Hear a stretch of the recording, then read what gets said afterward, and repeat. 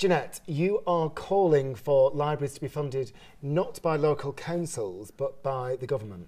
Yes, I'd like to see libraries come out of the education budget, because it seems to me at the moment we've got a clash of styles here, and libraries go under leisure, which means they're competing with sports centres, for instance, and it means when local councils are making cuts, they're thinking, well, can we empty the bins or can we fund the libraries? That seems nuts to me. Libraries are part of the education of the country, and that's where the money should come from.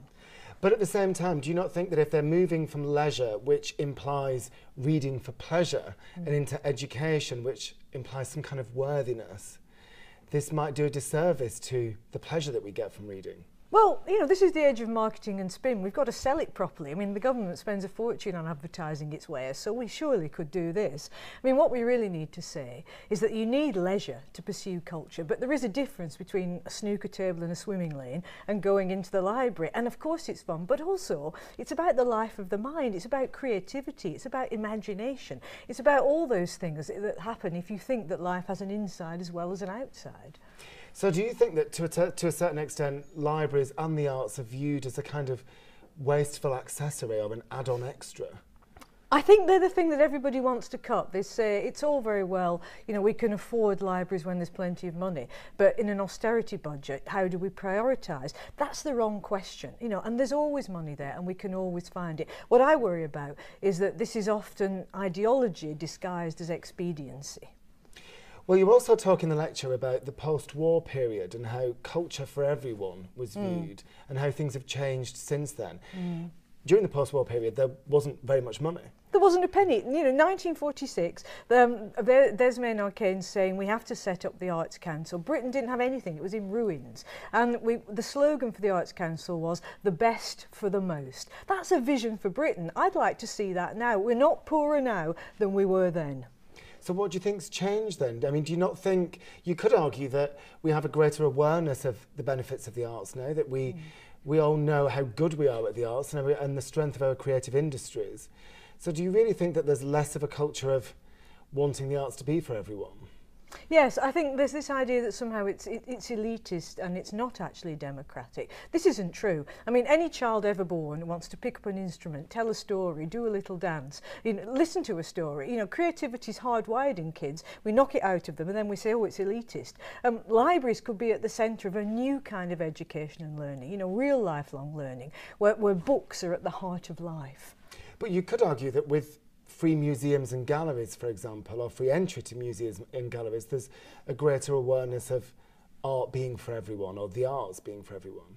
I hope so, but I think we're afraid in times of austerity of prioritising that, of saying that life does have an inside as well as an outside, and we should value more than simply shopping and leisure when it comes to snooker tables and swimming lanes. You know, it's about culture, and the British are a bit nervous around culture. You know, we think it's about pointy-headed intellectuals, so we shy away from that. You know, I'd just like to see it really being for everybody, and I think we should go out and market it like that. Look, we've changed the nation's coffee drinking habits in 10 years, so why don't we go out there and say, change your reading habits. This is for you. Do you think, talking about sport, do you think a greater appreciation of the value of sport following the Olympics has actually done a disservice to the arts and the way that we appreciate them? No, I don't think that should be an either or. You know, again, I don't want to have these false questions about which is it. Is it sport or is it the arts? You know, we need everything. I mean, what's the point of being a human being if all you do is work 24/7 just so that you can put food on the table for your family? Is that the best we can do in the 21st century? You know, in 1844, Engels was standing in Manchester looking at this rich city and saying, this is what happens when men regard each other only as useful objects. I want to think of human beings as more than useful objects. So, in that case, if we want to beef up library provision, where do you think the money should come from? I think it should come from government directly, from the education budget. And I also think that we should go out and find money, find companies, find individuals who will pay for libraries. You know, Andrew Carnegie set up the library system in England, really, and from 1907 onwards, he built something like 660 libraries with his own money in England, 1,500 in America. You know, that's philanthropy. So why don't we go out and get those billionaires and say, look, will you please start paying for things? You know, Google, Starbucks and Amazon, they haven't paid enough tax. Let's get it off them and put it into libraries, Amazon in particular. Pay your way, guys. Do you think this is feasible, though? Yes. Everything in life is propositional. You know, economics isn't a law like gravity. You know, we make things up as we go along. Of course we can change it. You know, this is our society. If we decide we want to prioritise library funding and arts funding, of course we can get the money. We spoke to the DCMS this morning and mentioned your proposals. They say they have no plans to change the funding of libraries. Oh, I'm really surprised to hear that. But look, the 1964 Act is really out of date now. It comes from a different time. It's a Harold Wilson government that set it up. You know, socialism has been good for libraries, good for the arts. But we do need to look at it again now because it's not protecting libraries. Libraries are closing across England. So if the Act isn't doing its job, shouldn't we change it? Well, and also, presumably, the role of the library has evolved massively since 1964. It has. I mean, at its simplest, the library is a building that houses books. And now we've gone digital. Now we've got all sorts of cultural services, social services that happen through libraries, reading groups, outreach for kids. All of those things are really important. They're 21st century libraries. You know, it's huge now, so it needs more money, not less. It's not one simple thing anymore. It's many things. It's the hub of the community.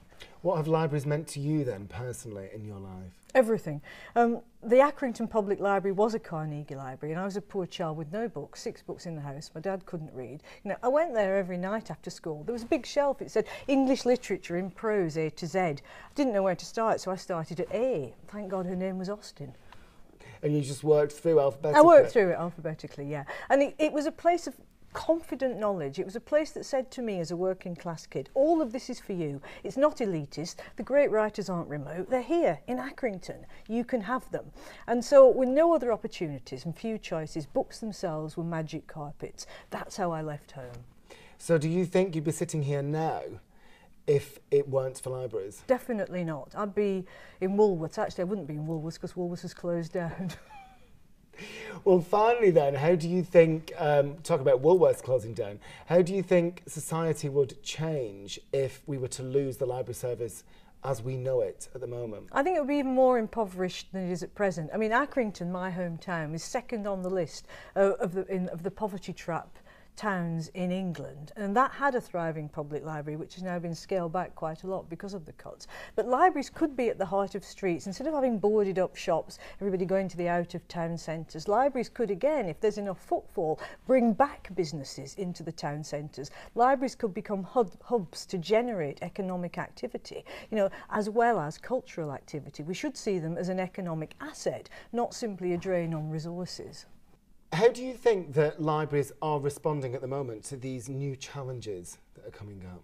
I think libraries and librarians in particular, the unsung heroes of the moment, because they're working really hard to change and develop their programmes according to what society needs. You know, we do have a literacy problem. You know, children are struggling to learn to read, often because they're not being read to at home so much. And libraries have started initiatives with the Reading Agency, like the Summer Reading Challenge, where kids are encouraged to read 6 books over the summer to keep their reading skills up, because we know that if kids don't read over the summer, their reading level drops, so they go back to school a little bit behind. So it's recognising things like that and going out there and doing something about it, not being remote and isolated, but working with publishers, with schools, with the Reading Agency, as well as with their own communities. Libraries are doing absolutely everything they can right now, but we could do more if we gave them some more money.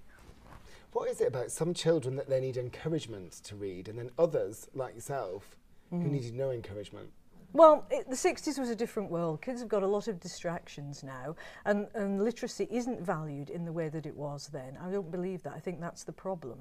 You know, everybody thinks you can just watch TV or it'll all come in on the internet. It won't. At the same time, when children do go onto the internet or texting or whatever, it's all reading, isn't it? Yeah, but reading is difficult. It's not natural to the brain. You know, it's hard to learn, and that's something that children need to understand as well. It's fun, but it's difficult. And I think in a library environment, you're not so easily frustrated. You don't feel like a failure. Books are everywhere. There's somebody to encourage you, and it's got that playful element in it. It's not in school, and kids learn best when they're playing. And lots of children's library areas now, you know, they're colourful, they're exciting. You can make a noise. It's not like when we were growing up. So kids learn that books are their friends and they want them, and this is hugely valuable. That lasts then through the rest of life.